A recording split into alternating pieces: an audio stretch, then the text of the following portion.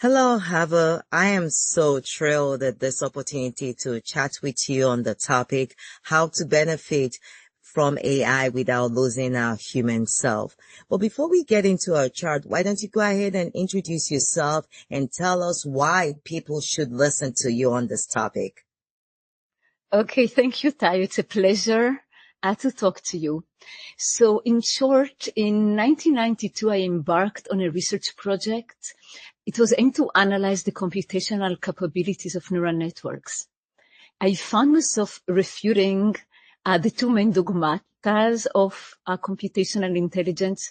The first was the dogma of computer science, that no realistic machinery can compute more than Turing machine digital computers.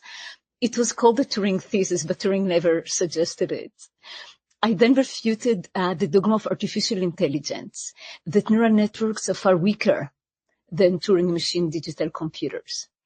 So in fact, I introduced a totally new infinite hierarchy of computational classes, starting a Turing machine at the bottom and reaching up to most advanced AI class, which I term super Turing computation.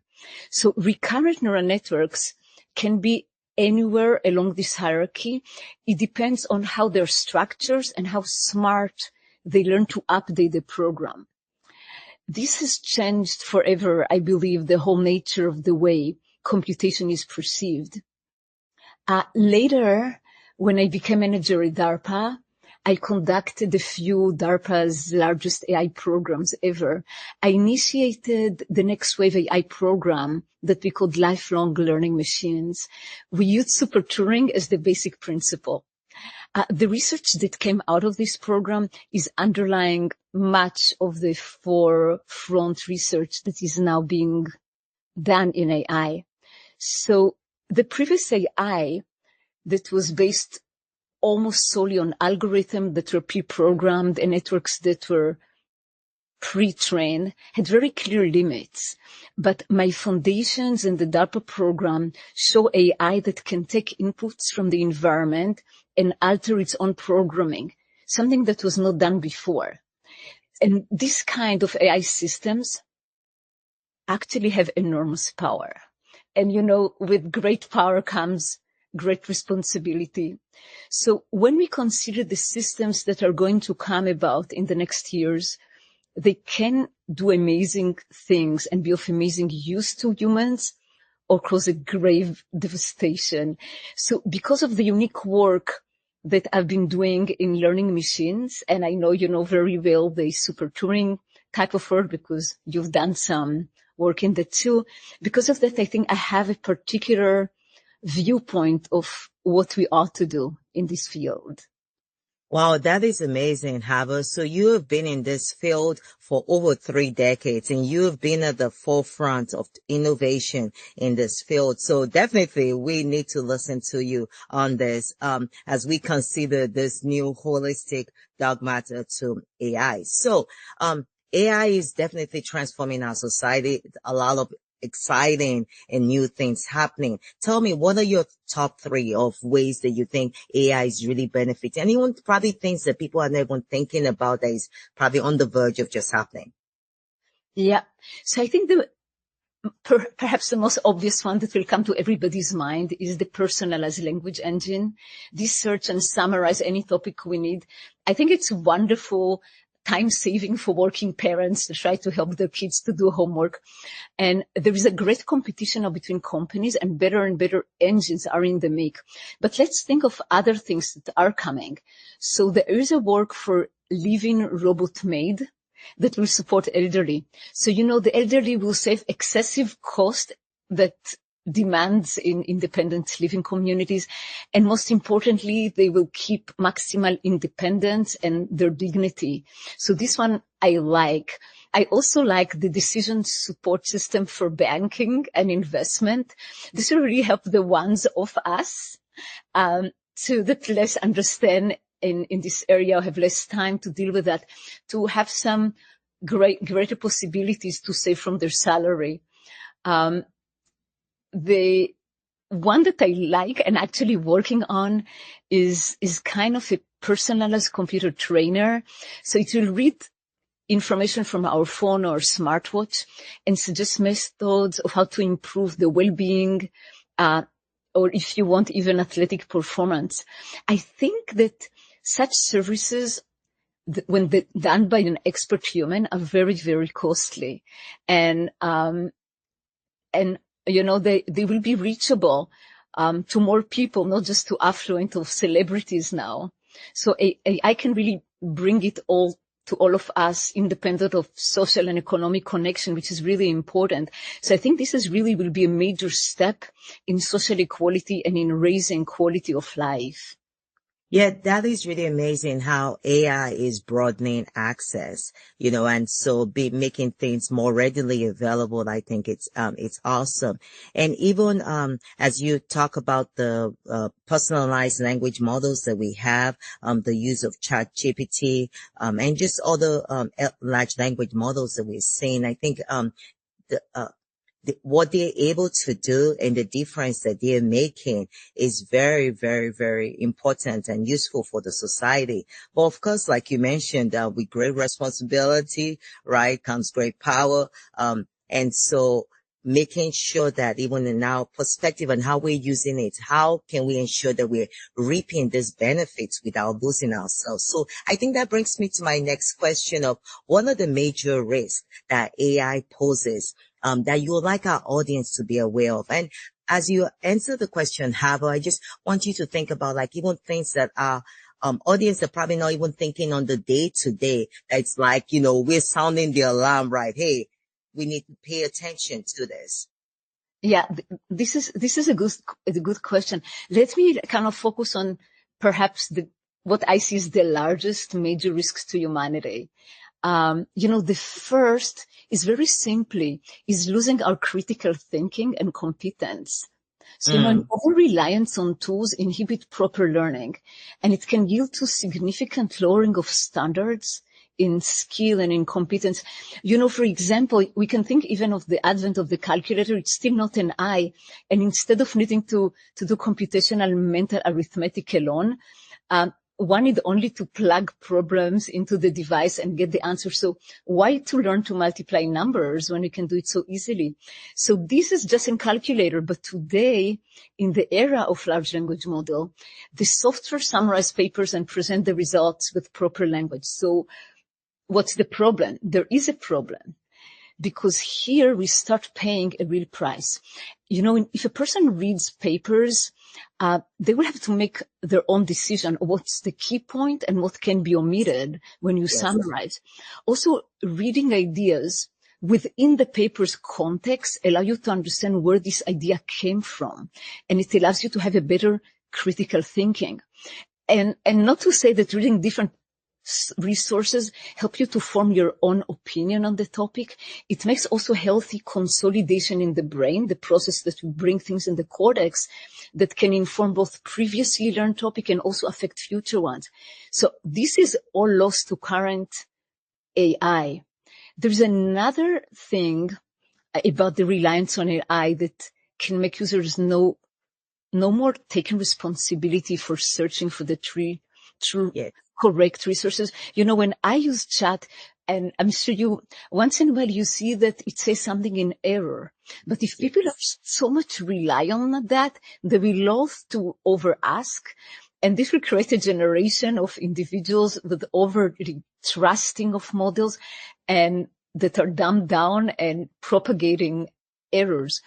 There is one thing that I want to maybe the top of this issue of reducing capabilities is that malfunction of AI, if we trust it, can be a disaster. I mean, think if there is like a young airline pilot that learned to fly relying on instruments and on AI that process them. What will happen if the AI starts putting errors or stop working? If the pilot is overly trusting the AI judgment, it will take them too much time to realize that the AI doesn't work well. The question is, will the pilot know how to fly without AI? Will they start doing it fast enough to save the plane? Yes. This is kind of one, which I think people can understand because it's about cognitive. I think that the second one, I tell you two more, because I think about three things maybe that are kind of the worst.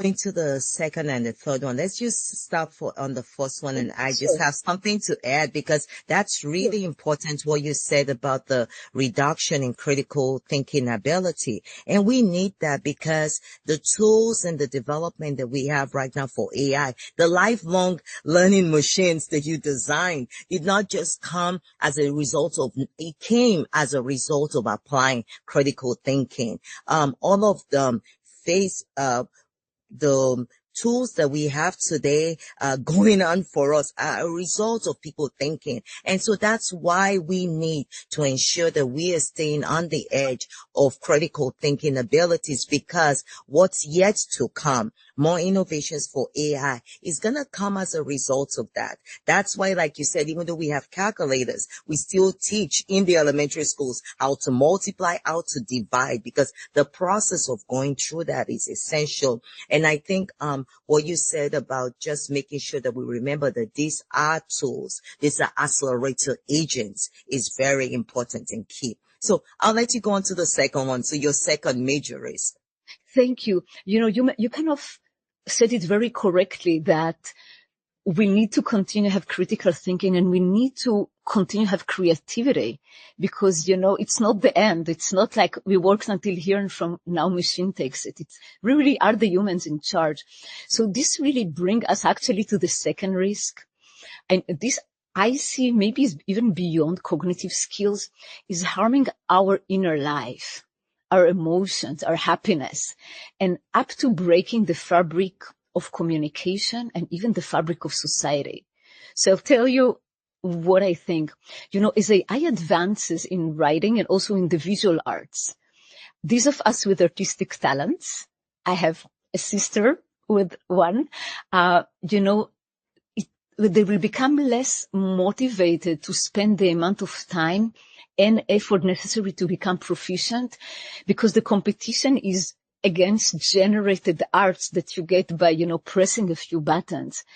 And what will we lose now to the AI? The process of creating art, first of all, can help the scattered mind to focus inward, develop self-understanding, develop positive conception of the self through introspection. And also the engagement in art is also known to improve creativity, such as required features in everything, as you just mentioned, in advancing humanity. And additionally, the decrease in the pursuit of creative endeavors may or will necessarily negatively impact the ability of individual to express themselves and connect with others around them. So it will reduce people's who are naturally artistic. It will reduce their life to the loop of working on consuming, where depression is likely to increase like a plague. Yeah. And here, there is another direction, maybe even more obvious, in which AI may greatly harm the fabric of social connection. The software bots, computer games, robots, which are more human-like, start confusing many people that consider now the bots as perhaps a substitution to the real thing, the real relationship. There's some recent YouTube videos that are alarming. Like, does a man spend his evening with a jovial robot partner truly strengthen their marriage as he believes, or does it unravel the very fabric of the relationship? Or, a son of an elderly woman who gifted her with a fuzzy, cute dog robot believes he no longer needs to visit her. Is the mother really satisfied with the son who abandoned his responsibility, delegating his role to the AI? So I think that these type of things we have to rethink. Yes. What are human connection, responsibility, emotion? These, I think, are severe things. I don't want if you want to think about it.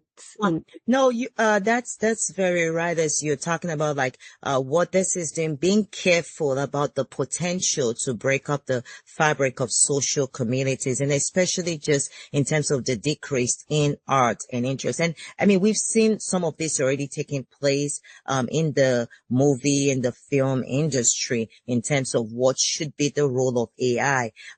We've also seen it, even the workshop that you and I will be participating on for ethics in, foundational ethics of AI, for health, applications. We've talked about just who takes responsibility and how do we integrate ethics into this to ensure that, this is not softening out and affecting our emotional ability as humans. So I think that's very key. Now, before we go into solutions, I think we do have one more key major risk we want to talk about. Can you go on and let us know one more? Yeah, this one that I mentioned, I think is actually very scary. So I think maybe even more than losing cognitive skill and emotional connection. And this is enforced intellectual homogeneity and complete indoctrination. So I'll tell you what I'm talking about. So AI is a human-made tool, and so it stores what it was given and assumes that anything it was not fed does not exist in the universe. So the reality is that we always consume data from different sources, and consuming data from biased sources was always expected, but we accepted that due to the understanding that the law of large number will allow us to have different sources with different competing biases, this will mostly negate each other. But currently, there is a centralization of information. The designers of modern AI models are nearly all large companies located on the American West Coast with pretty homogeneous political, religious, and cultural biases based on the location and the personnel.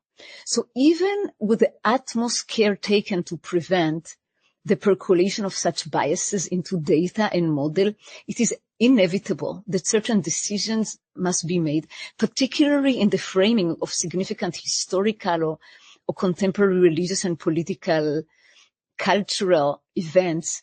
So failing to address these issues will lead an immense bottleneck wherein all sources of information are increasingly unified in the hands of a few, leaving a specific subjective opinions framed as absolute objective facts and ignoring true facts which maybe don't fit the narrative.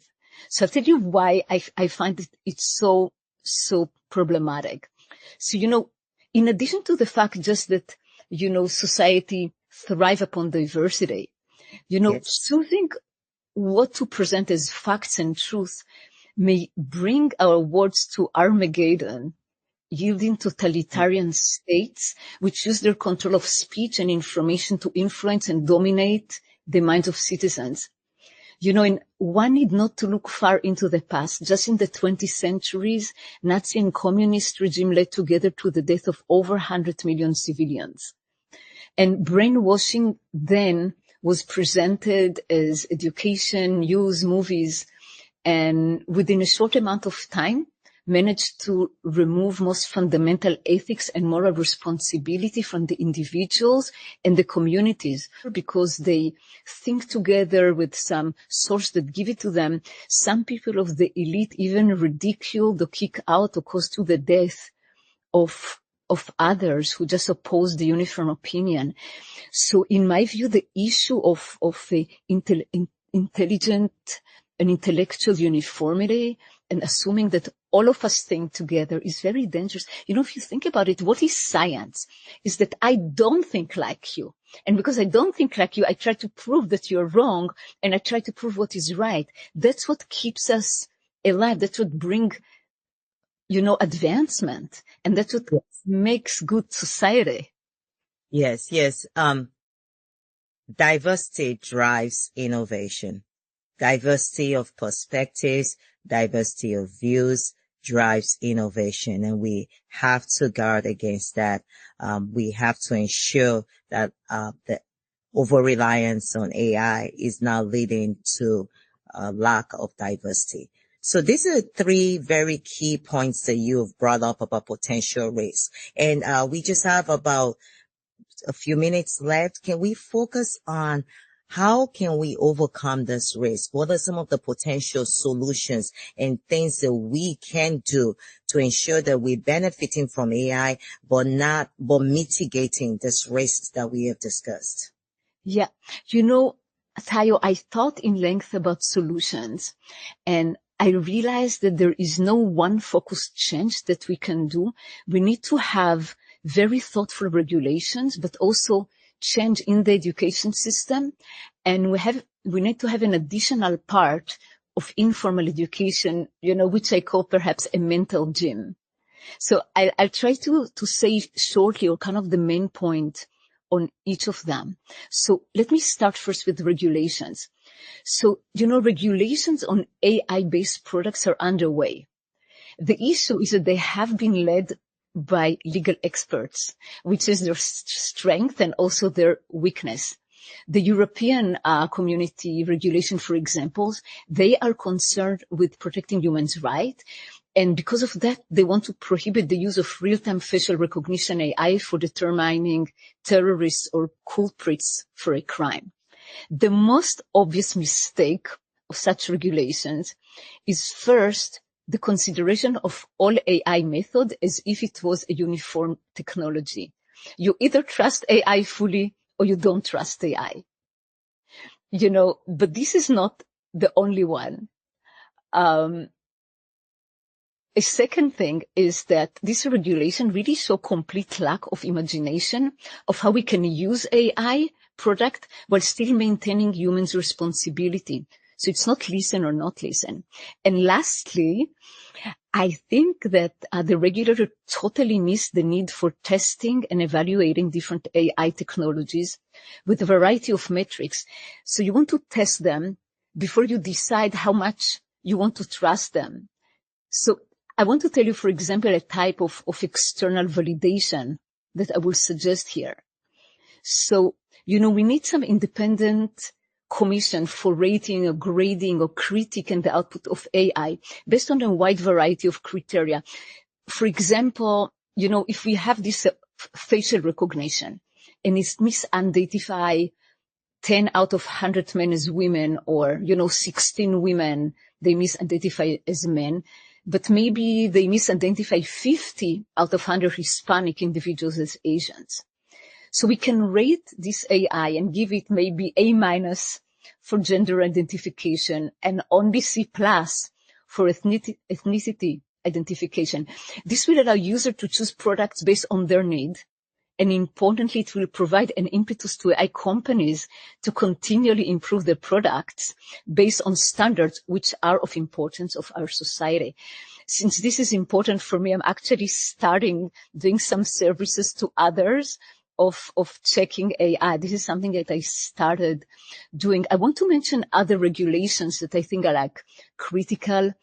One is very clearly and honestly separate AI from humans. The first thing that I think all of us will agree, the usage of bots to trick us to believe that they are humans must be completely disallowed. And we can even go deeper and ask, AI technology is here to improve our life, not to complicate them and confuse us. So we have to come as a community and to say, do we want robots to look and sound like humans or like machines? Do we want AI to confuse us by looking and sounding as humans? Do we want to limit AI generation of art? Maybe not to cross onto our emotions and our society. These are decisions I think that should be done as an open discourse, since the fact that we can technologically do something, as AI researcher, does not mean that it's fitting social morality. And, another regulation that I think is crucial, kind of fit the risk that I see, is to have free competition and to stop brainwashing.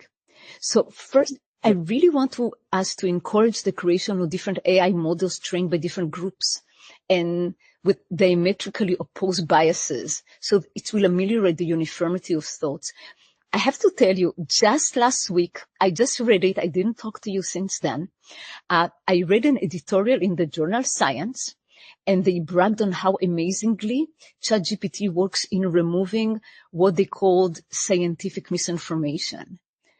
So their example was the dangerous skepticism about COVID vaccine.